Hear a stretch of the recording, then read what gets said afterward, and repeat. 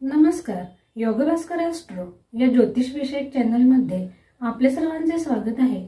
आणि आपण पाहत आहोत शनीचे होणारे राशी परिवर्तन आणि त्याचा प्रत्येक राशीवर पडणारा गोचरीचा प्रभाव. या शृंखलेचा आजचा हा शेवटचा भाग आणि अर्थातच आज चर्चा ही मीन राशीच्या जातकांसाठीची असणार आहे.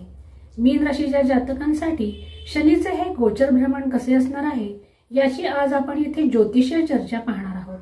दिनांक 29 मार्च 2025 रोजी शनी महाराजांनी मीन राशीमध्ये प्रवेश केलेला आहे. मीन रास ही गुरुची रास आहे आणि या राशीमध्ये शनीचे वास्तव्य हे 2 जून 2027 सालापर्यंत असणार आहे. हा एकंदर 2.5 वर्षांचा कालखंड आहे.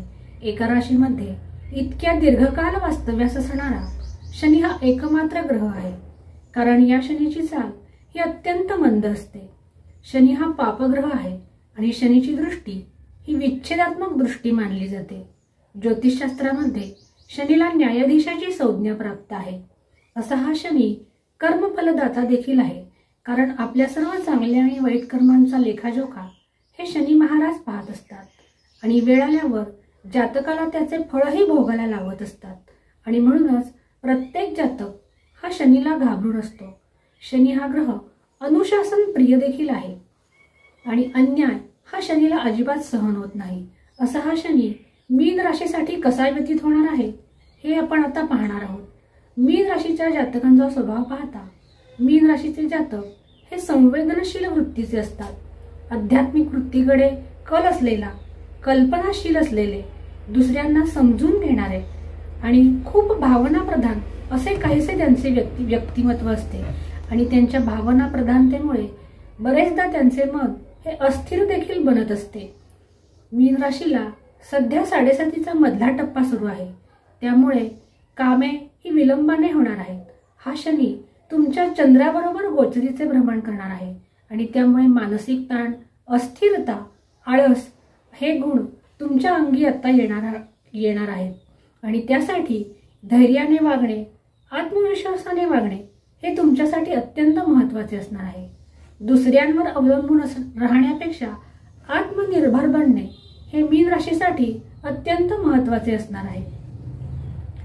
आर्थिक दृष्ट्या विचार करता मीन राशीसाठी हा काल व्यर्थ खर्च करायला लावणारा कालखंड असेच म्हणावे लागेल. आणि म्हणूनच त्यांनी आर्थिक दृष्ट्या सावधानता बाळगणे हे अत्यंत महत्त्वाचे असणार आहे. तुम्ही घेतलेले घाईगडबडीतले निर्णय चुकण्याची शक्यता ही दाट आहे आणि म्हणूनच या कालखंडात तुम्ही सावधानता बाळगणे हे गरजेचे असणार आहे. आर्थिक दृष्ट्या हा कालखंड तुम्हाला चिंता करायला लावणारा कालखंड आहे. त्यामुळे बचत करणे किंवा पैसे जपून खर्च करणे यांचा अवलंब करणे हे तुमच्यासाठी महत्त्वाचे आहे. शनी हा ग्रह तुमच्यासाठी लाभेश देखील आहे. असा हा लाभेश ग्रह तुमच्या व्यक्तिमत्वावरून भ्रमण करत आहे, परंतु असे असले तरी देखील तो व्ययेश देखील आहे. आणि व्ययेशाचे लग्न भावातून असलेले गोचर हे जसे धनागमनाची सूचना देते, त्याचबरोबर धनखर्चाचीही सूचना देत आहे. आणि त्यासाठी तुम्ही खर्च हा प्रमाणात करणे हे गरजेचे असणार आहे. नाहीतर आर्थिक संकटाला सामोरे जाण्याची वेळ ही सुद्धा तुमच्यावर येताना दिसून येत आहे. नोकरीचा विचार करता जे जातक नोकरी करत आहेत ते जर परिवर्तन करण्याच्या तयारीत असतील तर या कालखंडात त्यांनी आपल्या कामामध्ये परिवर्तन करू नये. त्यांनी हा कालखंड त्यासाठी टाळलेलाच बरा. नोकरी जर बदलणार असाल तर त्यासाठी सुद्धा हा कालखंड तुमच्यासाठी अनुकूल असणार नाही. आणि व्यापारी वर्गाचा विचार करता त्यांनी सुद्धा लक्षपूर्वक काम करणे हे तुमच्यासाठी महत्त्वाचे असणार आहे. सरकारी कार्यक्षेत्रामध्ये कार्यरत असणाऱ्यांसाठी सावधतेने निर्णय घेणे हे तुमच्यासाठी महत्त्वाचे असणार आहे. कोणत्याही प्रकारचे नवीन प्रोजेक्ट स्वीकारताना सावधानता बाळगणे हे सुद्धा तुमच्यासाठी महत्त्वाचे असणार आहे. आणि विद्यार्थी वर्गाचा विचार करता विद्यार्थ्यांचे मन अभ्यासात हे कमीच लागताना दिसत आहे. उच्च शिक्षण किंवा रिसर्च क्षेत्रामध्ये कार्यरत असणाऱ्यांना सुद्धा संघर्षाला सामोरे जाण्याची वेळ ही त्यांच्यावर येताना दिसत आहे. आणि त्यासाठी त्यांनी नियमितता अंगी बाळगणे हे त्यांच्यासाठी महत्त्वाचे असणार आहे.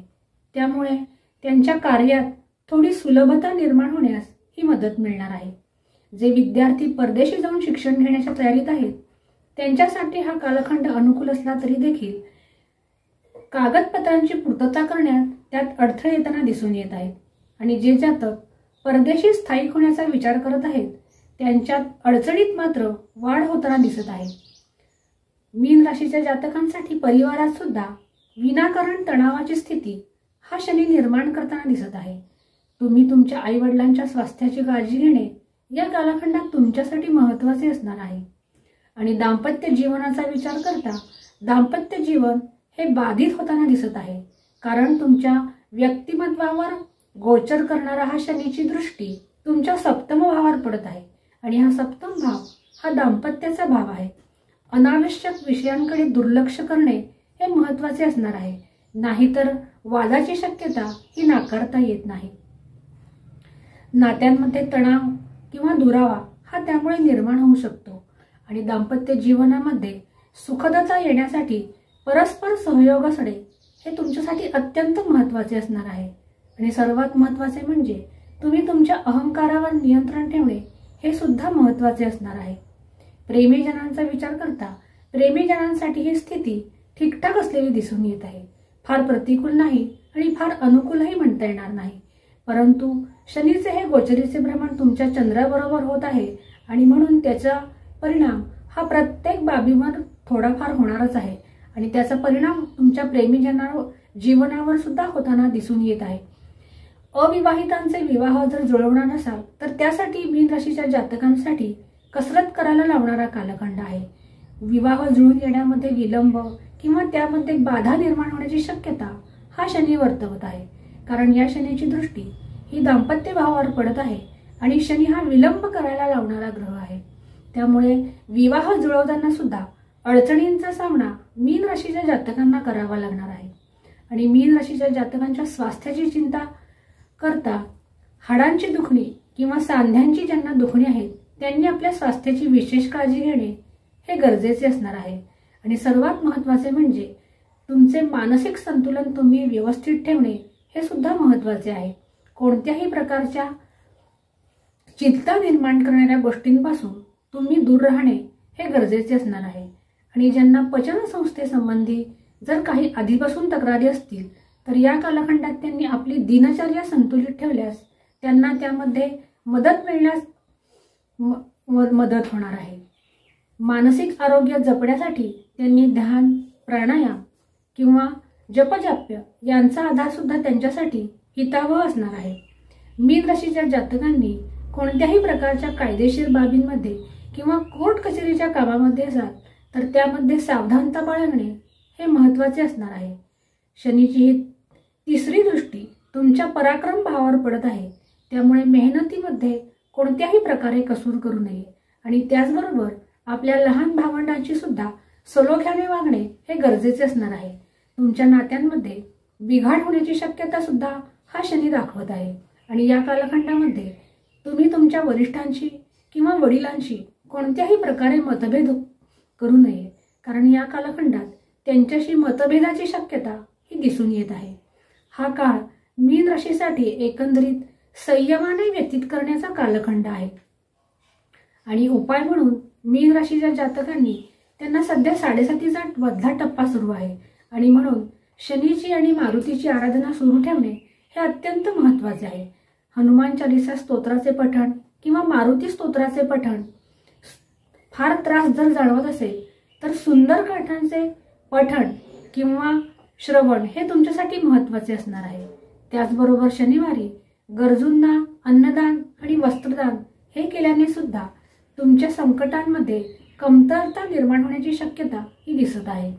तसेच या कालखंडात शनीच्या बीज मंत्रांचा जप हा सुद्धा तुमच्यासाठी हितावह असणार आहे।